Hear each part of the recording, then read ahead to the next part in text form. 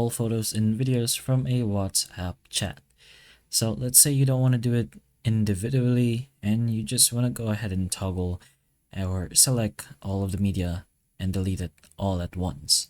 So just go ahead to your WhatsApp, of course, and choose whichever chat you want to do this in, and go to the top right corner. It's supposed to be a triple dot button.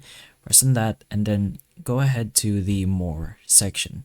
Once you press on more, there's going to be a clear chat option, and you have the option to choose all messages, which will include everything you typed in, like sentences or any kind of chat, and including your media like images and video. But if you only want to delete photos and videos, choose this, which is media and files only. Then you can go ahead and toggle in your videos and GIFs and then photos as well.